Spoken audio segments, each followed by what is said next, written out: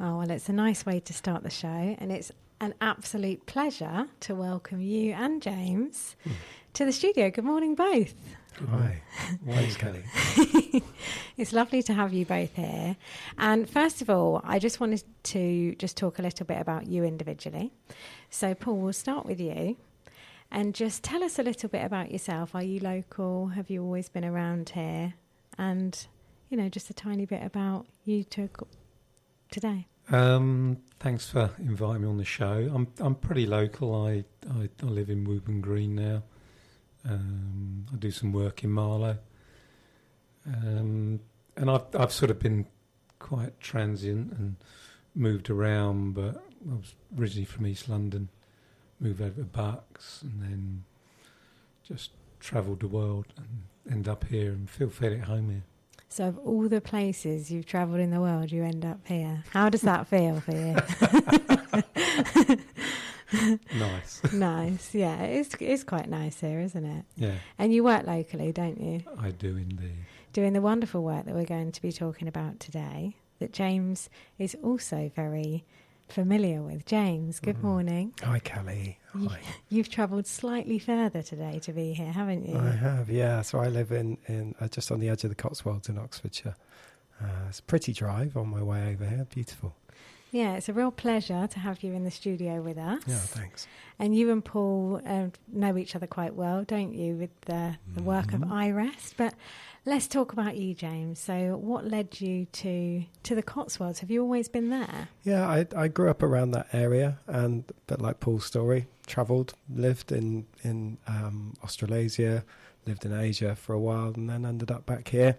Parents' roots. I remember coming back and arriving back in England and looking around and going, gosh, we're a scruffy lot. But there's something lovely about being back in England. There's something great about being in your culture and that sort of playful cynicism that we seem to have in our country. So yeah, I love being back here. It's great. And it is beautiful, isn't it, in the Cotswolds? It certainly is. I had the pleasure of doing some training with you. So do you live near where we did the training? Yeah. I live in a little tiny hamlet called Ford Wells, which is meant to be peaceful, apart from the chainsawing and the constant sort of gardening. It's beautiful, very idyllic. It is very pretty. It was very windy in November there, wasn't it? Very windy. Was, yeah. So we're going to talk a bit about iRest, Yoga Nidra, all the wonderful things that we know a lot about, you both more than me. And for anyone listening, I think it would be really great if just separately you could just give us a bit of an insight. Paul, we'll start with you as to what led you to this work. Explain what it is for you, because everyone's got a slightly different take. So we'll give you the easier job. James will have to make up something more exciting. What led you? I don't know about the easier job. I hit a crossroads in my life and hit a bit of a rock bottom and was in sort of corporate business, was burning out, had some addiction issues, and people told me I needed to sort my life out. And did you listen at first? Yeah, because the messages were pretty in my face. It was sort of a almost life or death choice. My life was a mess, basically. That's okay. It's great if you're in a mess, because then you can make a pretty picture out of it, as you're a shining example. Yeah, but that's taken quite a while. That's okay. Slow and steady. So what led you did you try other things before? Had you worked with other sort of, were you drawn into practices and therapies, and what led you to iRest? Probably took me about 10 years to get to iRest. Someone told me sort of pointed me some therapy, which I started unravelling stuff, got involved quite heavily with 12-step programs for addiction, and part of that is very much about having a belief in a higher power, a spiritual program. And after a few years of sort of changing my life from a sort of life that was very drug focused or was underpinned by it. I sort of got kicked out of my own business. They business people turned against me. I'd sort of changed because there was a heavy drinking culture in that. And then started to get into some meditation and curious about the unconscious mind. Went travelling for a few years. Ended up in America at a yoga ashram.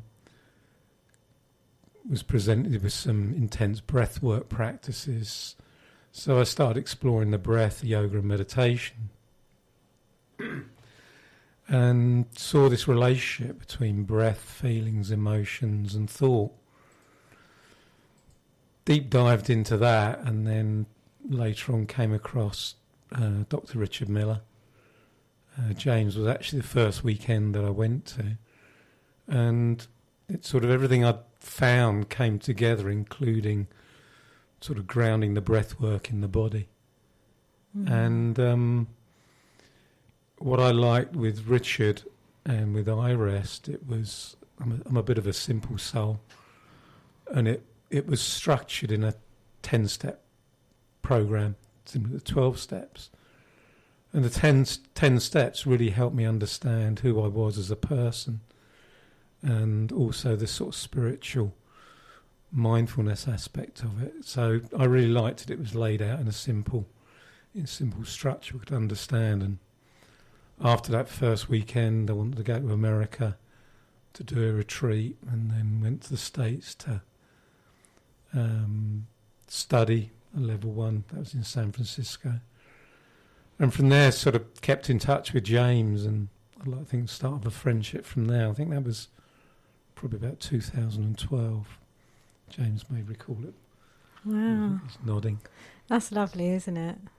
Yeah, I mean, it's as soon as I got it, what I liked, it was a spiritual program for well-being, mental, emotional, physical well-being. But he was also teaching, I think what really sort of opened it up for me was the US military using it, and I was in the forces, so it kind of, it sang to me. Brought everything together. Yeah. That's nice, because I've obviously had the privilege of learning so much from both of you, actually, in different ways. And I can relate to what you say. There's something about this practice that sews everything together. Yeah. I think it feels really special. So it feels really special to have you both here, actually. And James, tell us how you ended up, because you must have been on your own journey, which led you to iRest and Yoga Nidra. Can you share a little bit about that with us? Sure. I was dragged kicking and screaming, actually. Through an ex-partner of mine. We were travelling together at the time. They really wanted to go and have an experience of yoga in India. And although my family background, and we'll get into it, has always left me, we could say, kind of curious about contemplative traditions and spirituality, all of those kind of things. I didn't really want to go to this yoga ashram. So anyway, being a good, dutiful boyfriend, I agreed that I'd go for 2 days and kind of drop her off, settle her in, and then I was going to go and sit on the beach, and God knows what I was going to do, maybe go and drink some beer or whatever it might have been. And anyway, I decided after a couple of days that I'd stay. Despite my resistance to it, I didn't really particularly like the environment. I found it very strange and unusual, people with big beards and orange robes wandering around. But something happened for me in the first yoga practice session, which I was awful at. So I was sort of, creaking and bending. I found myself very inflexible and comparing myself to everybody and not really being able to enjoy it. And then we led down at the end of this class, and we would talk through a relaxation process, which is a sort of fundamental part of what both Paul and I now share with the world. And I had a really unusual experience. I found myself sort of dissolving into the surrounds. We were lying down by this beautiful lake. I just was completely absorbed in the sounds, felt like I'd sort of slipped into being part of everything in the most wonderful and deeply relaxing and refreshing way. And that had me in. And then it took me about 20 years to understand what had happened to me and to be able to get back there as a kind of consistent, regular experience. But yeah, that was that's what drew me in. And I think it's great when we can have a little tantalising experience like that. It keeps us curious. And had you tried other things prior to this where you sort of felt a similar sort of peace maybe, or sense of being part of something but not quite on that level? I think for anyone that's listening and for us all sitting in this room, we've always known what I'm talking about. Some people will access it through painting or drawing or writing. Some people will access it from sitting out, looking out at a beautiful view. Some of it will access it through the love that we share with our partners or our friends or our family. But we all know it. But life, and we'll get into it, I'm sure, Kelly, life is so full and busy, and there is so much distraction and preoccupation with our sort of journey to become people and be our name and our occupation and all those things, that I think we've lost our way as a culture, as a society. So yeah, I had those experiences before, but now, and Paul and I, I'm sure, and yourself will share more with everyone that's listening, but now I have a sort of formula and a way into it that really helps me have a relationship with that deep peace and ease on a daily basis. And I think the world is just parched at the moment and desperate for that. So if you're listening and you're curious about that, I think we've got maybe some pointers for you and some things to share. Oh, that's lovely. And I think there are a few things that come to mind during you sharing that, James, is that I remember doing the training with you myself, and at the end we all had to share a word. And the word that come up, I think both you and I, was belonging. And I think it's really difficult in this life to be in spaces where you feel like you actually belong somewhere. And that belonging can be quite painful. But we're always seeking the good and the wonder and the joy. That actually to be able to welcome the other stuff, it's just... I mean, I'm also triggered by the how long will it take to integrate? Well, possibly a lifetime, but that's part of the work as well. And yeah, it's having the ability to be able to be with it and access that peace and know there is another way out of the busyness. So yeah, we will delve into that, but we're going to play another track now. Paul, we've got a lineup for you. We're going to get some more from James in a minute. But next up, I've got A Life on the Ocean Wave, one of your choices. Is there a reason for this one, or do you just love it? You didn't add it was by the Band of the Royal Marines. Oh, well, there we go. There we go. You introduced this one then. And is it because you were in the Marines? Yeah, I was in the Royal Marines. And when you pass out of getting a commando green beret, they play this off the parade square, so it always kind of reminds me of that back when I was a young teenager, didn't know what was going on in the world. We still don't know what's going on, do we? That's true. Okay, we'll play this for you now. If you're just joining us now, it's a wonderful point to join us because we are talking well-being, yoga nidra, and we're about to enter the 10 steps of iRest, and I've got two experts, I'm going to say, because it's my opinion. And we're going to talk about that, starting with our intention, really, and our inner resource. And for me, it is so lovely, and I mean this from the bottom of my heart, to have you both here and share something that just makes a huge difference. It's lovely to be able to share this. So for whoever's listening, and you were saying, James, just now off air, that what can we actually bring to the people that are listening and how those 10 steps can help them. So I'm going to hand it over to you now and to Paul. Sure. But we're going to start with you, James, and the 10 steps. So yeah, however you feel is the right way to share that with our listeners, please do so. So just maybe to backtrack for a moment, we've been talking about iRest, and people might be listening and going, well, what is that? So iRest is a shortening of something called Integrative Restoration. So it's really a laying down rest practice. It's born out of a variety of traditions from the contemplative world. So we've been saying the word yoga. Some people that are listening may be, curious about that, or turned off by that, or think, I thought that was going to a sweaty place and turning myself into a pretzel shape. But really, it means to unite or to bring together, to yoke. So this practice that's both restorative, or creates restoration. We could say restoration of our most relaxed at peace self, and integrative because it befriends and welcomes and makes space for everything that we are as a human being, for the light, the shade, the difficult, for our emotional experiences, for the beliefs that we have about ourselves, in a very kind of compassionate, tender, inclusive way. So it can be really transformative for those of us who have grown up maybe struggling with ourselves, or at odds with life, or feeling that there's something wrong with us, or that we're broken.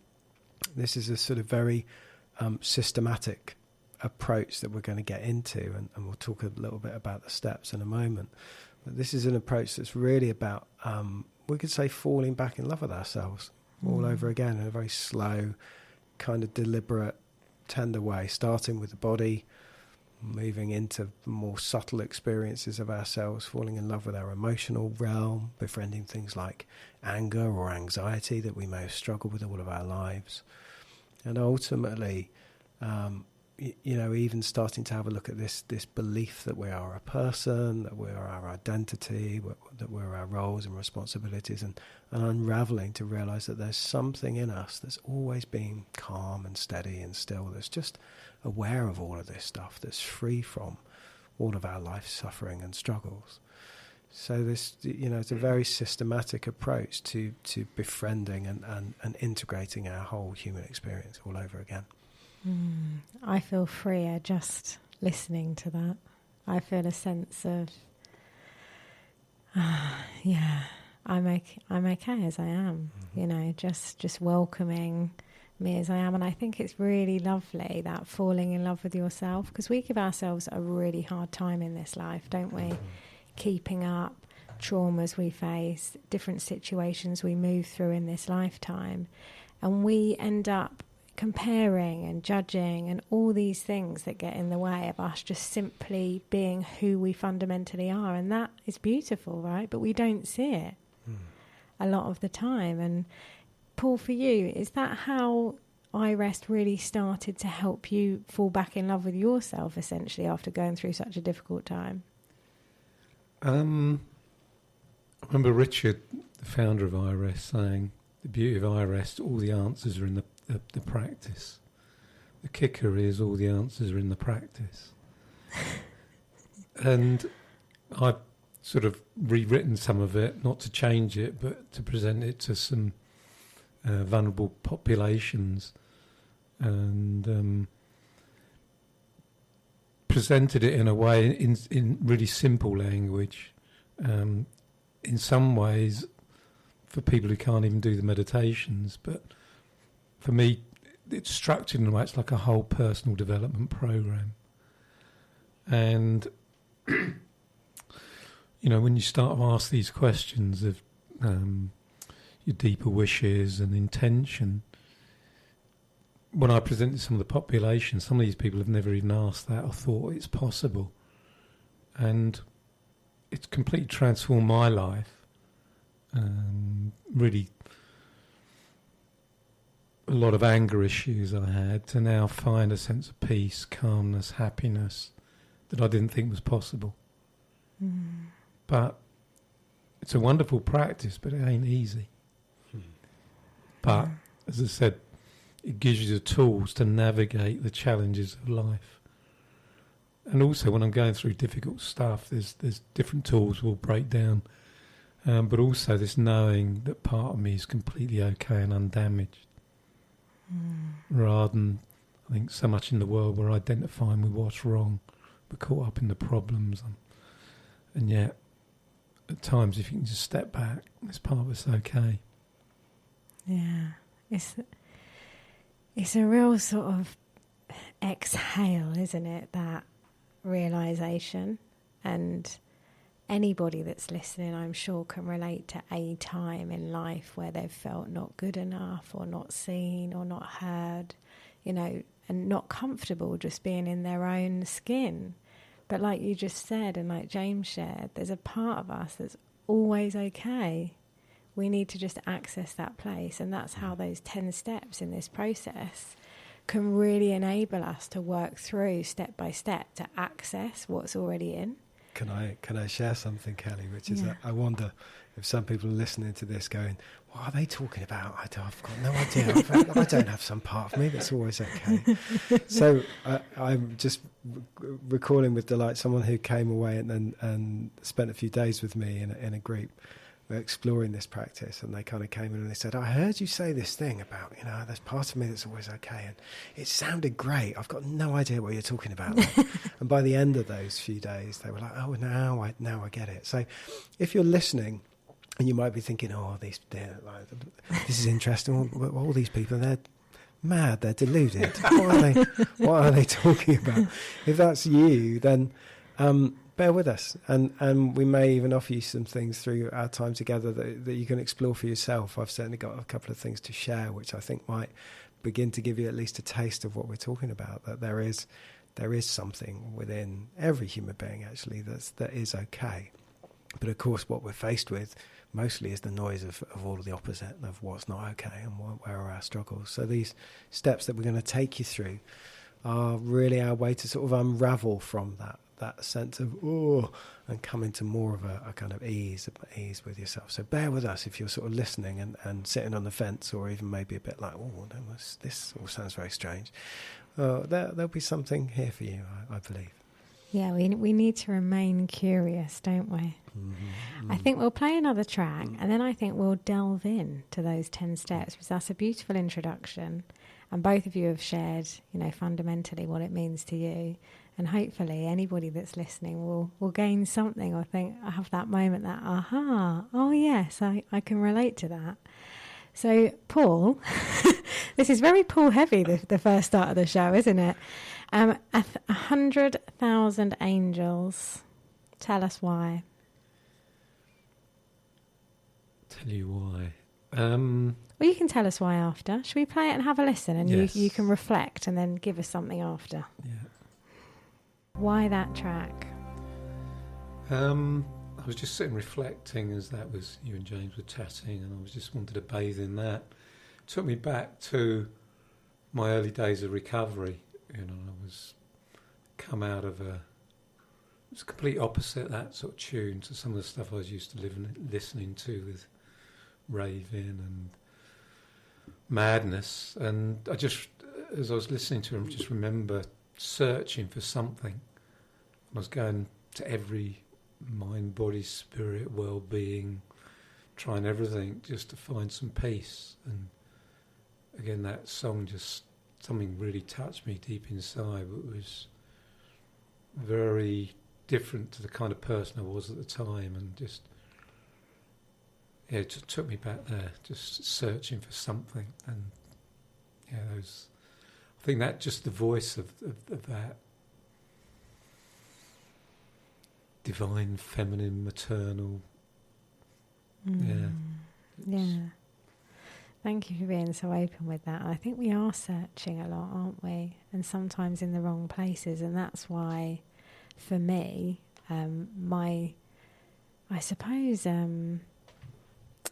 clarity with the 10 steps, it really helps you on your search, I would say. It's a really beautiful way to be curious, discover, accept.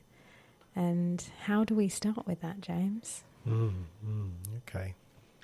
Well, for people that are tuned into this, and to make it really down to earth, one of the things that we experience as human beings is that our brain in what's called default mode is designed to look out for problems, threats, things to worry about.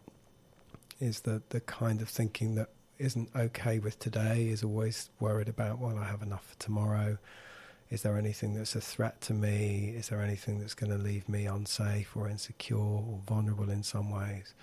And we only have to plug into the media for a short while to realise that that's really the basis of the entirety of the modern media in many ways, is to play on that sense of concern as human beings.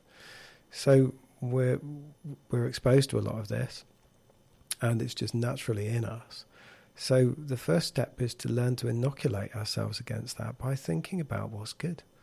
And there's a couple of reflections that everybody could make that's listening. One of them comes from an American lady called Deb Dana.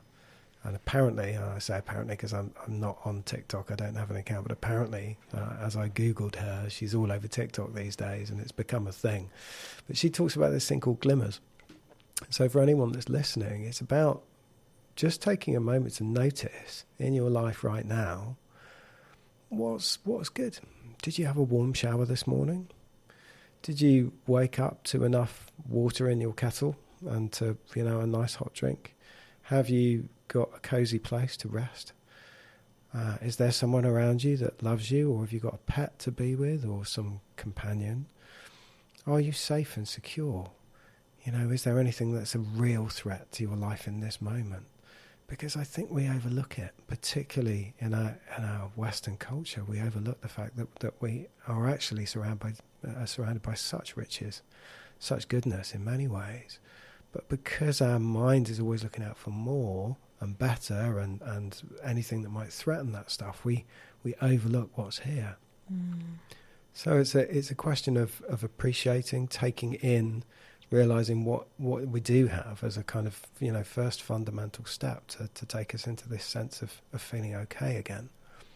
Yeah, and that's just so undervalued, isn't it? When people come to any practice looking for something in this search, they want big answers or results immediately, but there's so much value in these small, beautiful things right in front of us. And I was talking to a good friend of mine this morning, actually, and we were talking about going back to basics. How often do we just get caught up in keeping up and getting tired and burning out? And those simple steps just make a huge difference. And it's actually why why I'm using the word glimmers. And there's someone else who I really appreciate that's more scientific. And by the way, for people that are listening, we're not making this up. This isn't woo-woo. There's 37 completed research projects on this protocol called Integrative Restoration, or iRest, many of which have got the gold standard. So they're randomized, peer-reviewed. They have control groups as part of the studies. And, it shows a radical shift for people that explore these different steps and stages, how they will shift their well-being and essentially eradicate experiences like anxiety, reduce depression, increase a sense of well-being. So it's easy to hear this stuff and dismiss it, but actually it really works. So we've got this idea of glimmers, which, like you were saying, Kelly, is just actually about the small things. It's just noticing, that I'm at ease today, or that wasn't it nice to have a warm shower, or that cup of tea was nice, or whatever it might be, and just to take our time to appreciate it. It's so simple. And then the other person I'm thinking of he's called Rick Hansen. He's done a lot of work around neuroscience and is a researcher into neuroscience, and he talks about welcoming in the good. Just really taking that moment to sit back, and I'm guessing a song might be coming up at some point soon, but maybe when the music comes next, or even right now, just sit back for a few moments and tune me out and tune us out, and just muse for yourself what's good about your life, because no one's maybe asked you that today, and if you're plugging into news and plugging into media, it may just be, oh, look at this awful thing that's happened, or look at this bad person, or look at this, irresponsible mishap, or whatever it might be. But what's good? I often joke, like, what would it be like to have like a good news bulletin at the end, where we hear about, the dog that saved somebody's life, or the amazing acts of human kindness that are going on around us, all around the world, all of the time, because it's there when we look out for it. I know, it's this sort of fear culture, isn't it? And I remember in lockdown, actually, we subscribed my daughter to this little paper called Good News. And because there was so much stuff going on, and it was really exciting because, you know, it arrived through the door and it was a physical paper and it was called Good News. And I actually appreciated reading it myself because I thought, like you say, there's so much good, even during that time, so much good going on. But it's always the bad, and the glimmers is beautiful because we always talk about triggers, don't we? Oh, what triggered you? What's this? But actually, it can be a tiny change that really takes you into that first step to that peace. Well, the glimmers are the opposite to the triggers. And we'll talk about opposites as we go and how we can flip things around for ourselves. But yeah, I think that first fundamental step to realise, you know, what's good, what's okay, you know, what are you appreciating in life today, begins that process of changing ourselves internally. So for anyone listening, that's a great first step. What would you advise, Paul? What would they go on to next? I wouldn't advise anything. What would you welcome? One of the things I love about iRest is you can work with it as a group practice, but it's also can be done as a compassionate inquiry, one-to-one. And within it, one of the keys is, as you say, welcoming. But one of the things, we're not giving advice, we're not telling anyone what to do.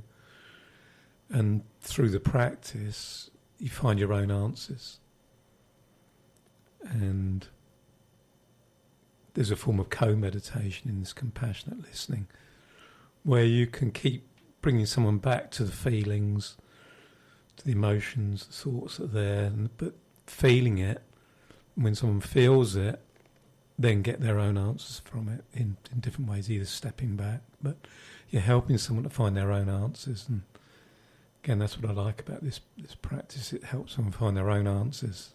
And those glimmers, like James was just sharing, that's the first step to finding those answers, isn't it? Because when we start to inquire or be curious and just take a moment just to sit back and think, your things start to shift. And actually that dark place might have a bit of light that's a bit brighter, and it gets a bit brighter and a bit brighter, and it might get darker again, but that's okay. It's knowing it's not all dark, it's not all light either, but step by step.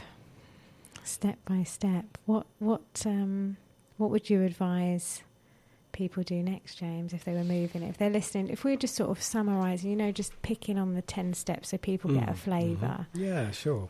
I mean, if you're going to formally try this, and I'm sure at some time through our time on here we might give you some pointers as to how you might do that, because it starts out as a guided practice, something that you listen to.